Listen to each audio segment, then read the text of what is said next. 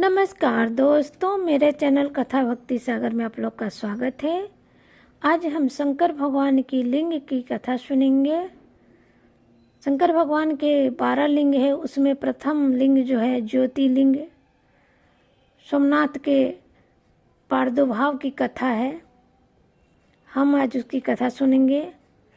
महामना प्रजापति दक्ष ने अपनी अश्विनी आदि 27 कन्याओं का विवाह चंद्रमा के साथ किया था।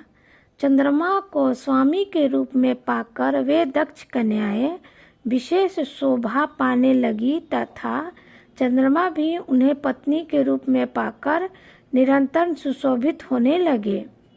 उन सब पत्नियों में से जो रोहिणी नाम की पत्नी थी, एकमात्र वही चंद्रमा को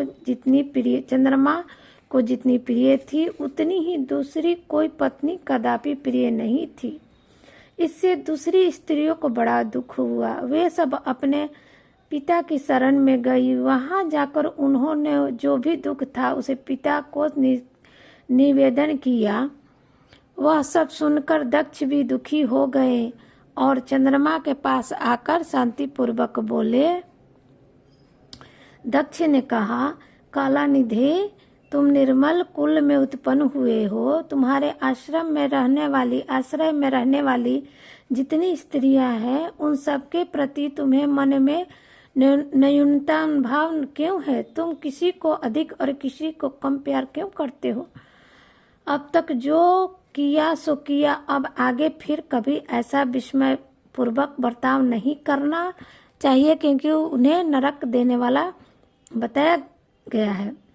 सूत जी कहा, महर्षियों, आपने दामाद चंद्रमा से स्वयं ऐसी प्रार्थना करके प्रजापति दक्ष घर को चले गए।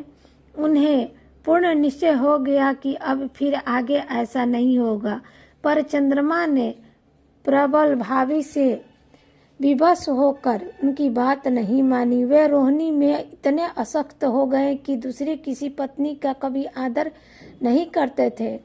इस बात को सुनकर दक्ष दुखी हो गए। फिर स्वयं आकर चंद्रमा को उत्तम नीति से समझाने लगे तथा न्यायोचित बर्ताव के लिए प्रार्थना करने लगे। दक्ष बोले, चंद्रमा सुनो, मैं पहले अनेक बार तुम्हें प्रार्थना कर चुका हूँ, फिर भी तुमने मेरी बात नहीं मानी। इसलिए आज मैं तुम्हें श्राप देता हूँ कि तुम यक्ष का रोग हो जाए। दक्ष के इतना कहते ही क्षण भर में चंद्रमा क्षय रोग से ग्रसित हो गए। उनके क्षीण होते ही उस समय सब और महान हाहाकार मच गया। सब देवता और ऋषि कहने लगे कि हाय हाय, अब क्या करना चाहिए? चंद्रमा कैसे ठीक होंगे? इस प्रकार दुख में पड़कर वे सब लोग विहीन हो उठे। चंद्रमा ने इंद्र आदि सब देवताओं तथा ऋषियों को अपनी अवस्था सूचित की। तब इंद्र आदि देवता तथा वशिष्ठ आदि ऋषि ब्रह्मा जी के शरण में गए। अब वह निश्चय ही जो हुआ सो हुआ। देवताओं ने कहा कि जो हुआ सो हुआ, अब वह निश्चय ही पलट नहीं सकता।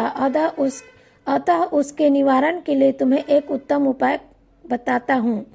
आदर पूर्वक सुनो। चंद्रमा देवताओं के साथ प्रभास नामक शुभ क्षेत्र में जाए और वहाँ मृत्युंजय मंत्र का विधि पूर्वक अनुष्ठान करते हुए भगवान शिव की आराधना करें।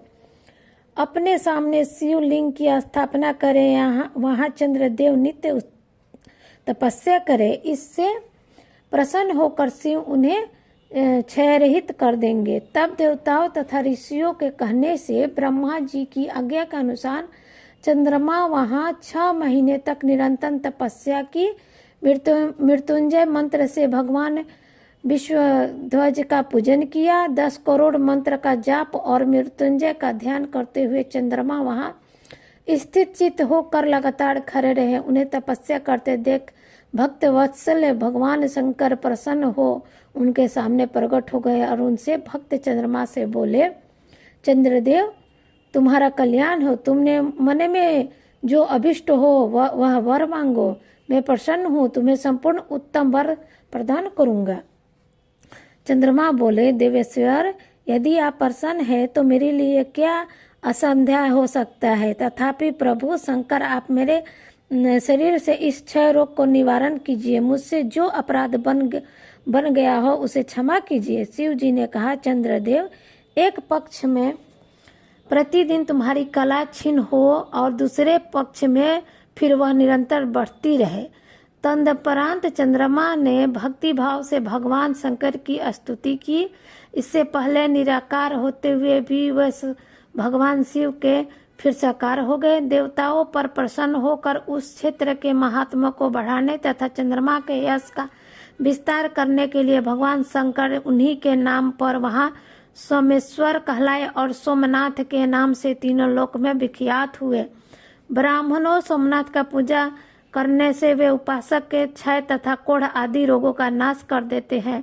ये चंद्रमा धन है, कृतकृत्य है, जिनके नाम से तीनों लोकों के स्वामी साक्षात भगवान शंकर भूतल को पवित्र करते हुए प्रभास क्षेत्र में विराजमान है।